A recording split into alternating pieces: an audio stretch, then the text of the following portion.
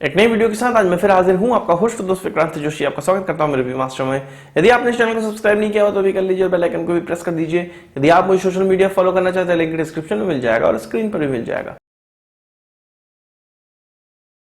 सबसे पहले हम लोग बात करेंगे अपने इंडियन नेवी की। आपको पता है कि इंडियन नेवी को 6 न्यूक्लियर पावर अटैक सबमरीन की सख्त आवश्यकता है, पर कुछ ऐसे नियम कानून हैं जो कि कैबिनेट कमेटी ऑन सिक्योरिटी में 1999 में बना दिए गए थे। उस समय अटल बिहारी वाजपेयी हमारे प्राइम मिनिस्टर हुआ करते थे। उन्होंने 24 attack submarine, diesel electric attack submarine को पास किया था। कैबिनेट कमेटी ऑन सिक्योरिटी ने 30 साल का प्लान बनाया था।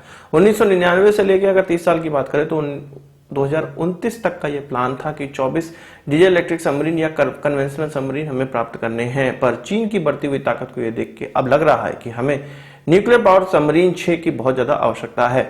अभी हमारे पास इस प्रकार की 12 सबमरीन हैं जो डीजल इलेक्ट्रिक सबमरीन कहलाती है, कन्वेंशनल सबमरीन कहलाती हैं। 3 हमारे पास जो फ्रांस के साथ हम मिलकर बना रहे हैं स्कॉर्पियन क्लास सबमरीन, वो आ चुकी हैं।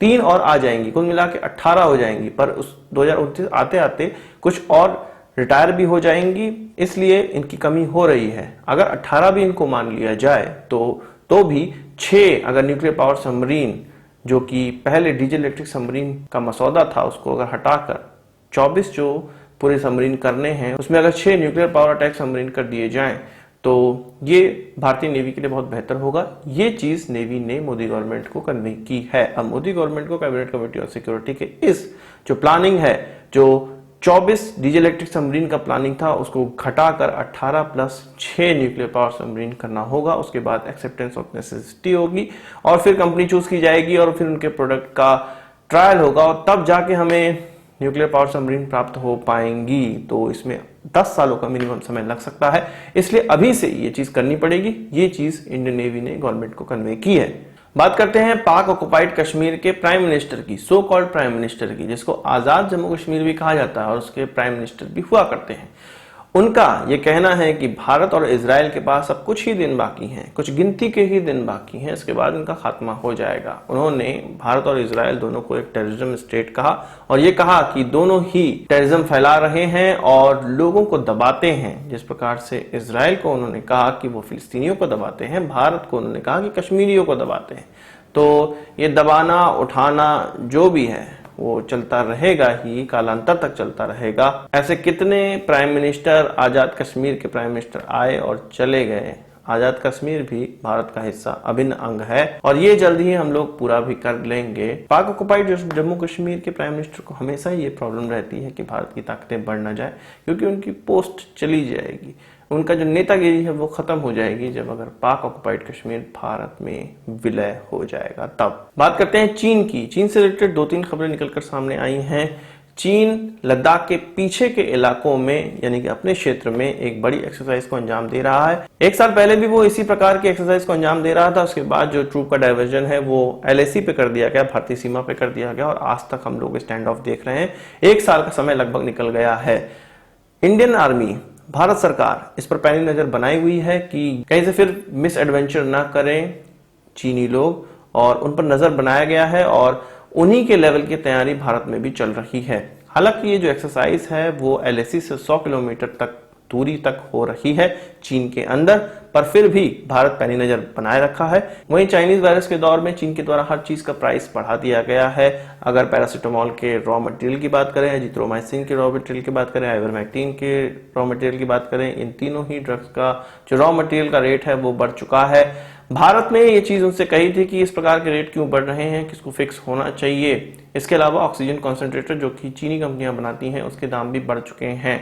चीन ये चाहता है कि भारत सरकार उनसे हेल्प मांगे और तब जाके वो किसी प्राइस पर नेगोशिएट करेंगे या फिक्स होंगे। ये उनके फॉरेन मिनिस्ट्री का कहना है, उनके स्पोक पर्सन का ये कहना है कि भारत ने एक प्रॉपर चैनल का इस्तेमाल नहीं किया, एक चैनल से नहीं इस्तेमाल हो रहा है। उनके बिजनेसमैन कई चैनलों से इस चीज को डिमांड कर रहे हैं, इस चीज को खरीदने का प्रयास कर रहे हैं चीन से, इसलिए डिमांड हाई लग रही है और इस कारण से इनके दाम बढ़ रहे हैं और मुंह मांगे दाम पे लोग खरीद रहे हैं इनको। भारत सरकार को हमें अप्रोच करना चाहिए। भारत सरकार ऑफिशियली चीन को अप्रोच नहीं कर रही है, क्योंकि जैसे ही भारत सरकार अप्रोच करेगी चीन अपनी औकात पर आ जाएगा, नेगोशिएशन करने का प्रयास करेगा और LAC पे जो वो कर रहा है वो इन्हीं सब कारणों की वजह से कर रहा है और उसको नेगोशिएशन करने का एक अच्छा मौका मिल जाएगा। भारत सरकार ये जानती है किसी भी तरह से चीन से बात इस तरह की नहीं करनी है। हमें वेस्टर्न कंट्रीज से सपोर्ट मिल रहा है, इसी कारण मिल रहा है कि चीन के पास हम ना जाएं। ये सभी पूरा वर्ल्ड जानता है कि यदि वो हेल्प भारत की नहीं करेंगे तो भारत को मजबूरन चीन के पास जाना पड़ेगा और फिर वही चीज होने वाली हो जाएगी कि चीन का प्रभुत्व बढ़ेगा। इसलिए ये सारी चीजें हो रही हैं और भारत सरकार को नहीं जाना चाहिए चीन के पास।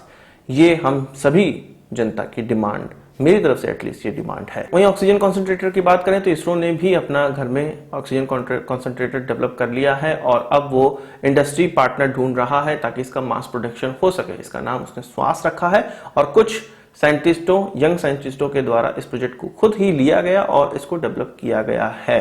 तो एक अच्छी चीज इसको माना जा सकता है। वहीं इजराइल और फिलिस्तीन कॉन्फ्लिक्ट की बात करें तो इससे रिलेटेड आज भी एक अपडेटेड वीडियो मैंने अपनी दूसरे चैनल पर बनाई है। इसका लिंक आपको डिस्क्रिप्शन और कमेंट बॉक्स के पिन कमेंट में मिल जाएगा।